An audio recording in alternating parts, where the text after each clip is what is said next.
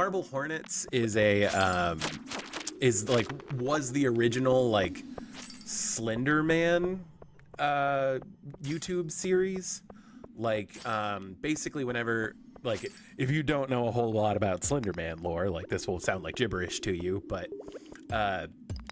Slenderman was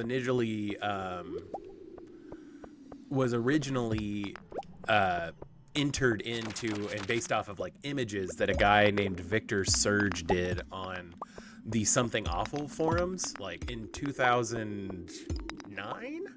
I want to say it was like 2009, and he photoshopped this like mysterious creature in the background of like photos with kids in it, and like typed up a little story and everything. And the guys who made the YouTube series Marble Hornets were active on Something Awful at the time and were participating in that thread. And they were like, this is so interesting and cool.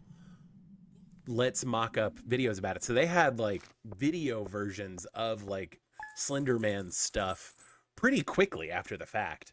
I want to say it was within like a month or two of the images being posted. They had like a storyboard and like had like the first video or two up. And so like Marble Hornets and like Slenderman kind of like converged lore wise. I remember I was a junior in high school whenever I first watched like Marble Hornets. So it was like 2010. And like it was like genuinely unsettling just because I had never seen anything like it before. Like my wife and I on Halloween night, we had never seen like the Hellraiser movies. And so we watched Hellraiser and we were like, this is not scary at all. And we just kind of were grossed out. But like, I try to put myself in that mindset of somebody who, you know, in the 80s, or I guess Hellraiser came out in what, 81, something like that. Like put yourself in the mindset of somebody who had never seen a movie like that and how like unsettling and creepy that is. I pride myself on being able to kind of like put myself in other people's shoes, and I feel like it benefits me in that I can enjoy certain kinds of content in a certain kind of way. But also, I definitely have one of those brains that just commits memories to fact for no reason, like very specific stuff. Like, there's always that challenge of people are like, you know, if you had to speak for an hour on a given topic, what would that topic be? I could probably give you like 4 or 5 topics I could probably prattle on for an hour about that are totally useless. Like I couldn't tell you anything about like physics or anything like that. But if you wanted to know about the rule sets of Magic the Gathering, I could give you an hour rundown of those. God, I could give you like an hour rundown of like Yu-Gi-Oh lore. Why? I don't know. I haven't played Yu-Gi-Oh in like 15 years. Like, I have very specific knowledge of very stupid things. Like, for whatever reason, I was really into creepypasta from like 2010 until like 2015.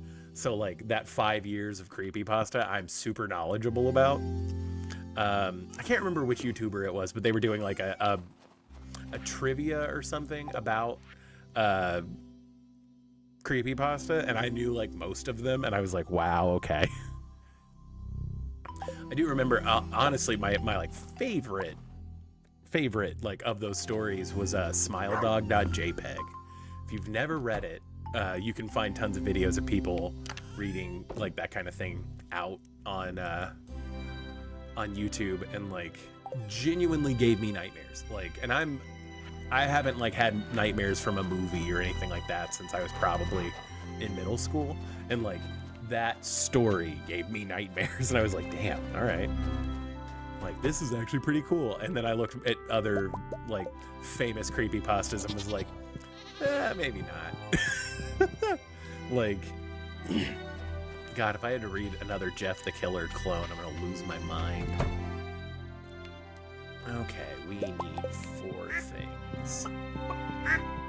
Let's see.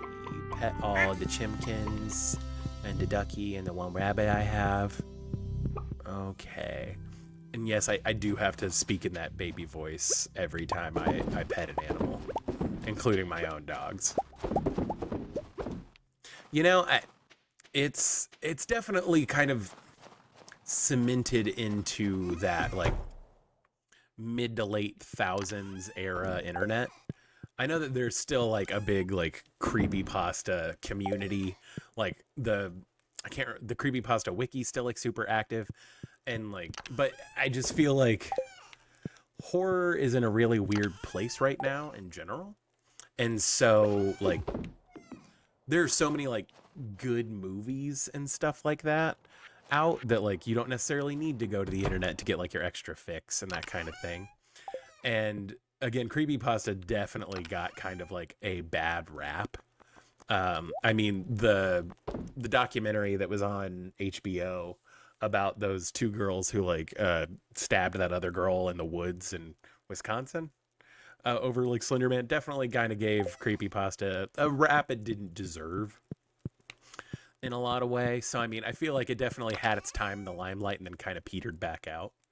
But I was about to say there's tons of like good horror on like YouTube and stuff like that. So I mean, it's definitely out there.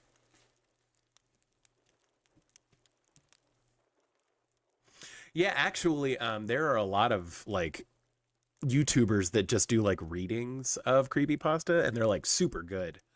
I was about to say if you are aware of like the channel Smosh at all, every Halloween they do like a podcast where they just read creepypasta and it's actually like super entertaining. So like I mean, as far as like listening to like story, it's very campfire story y.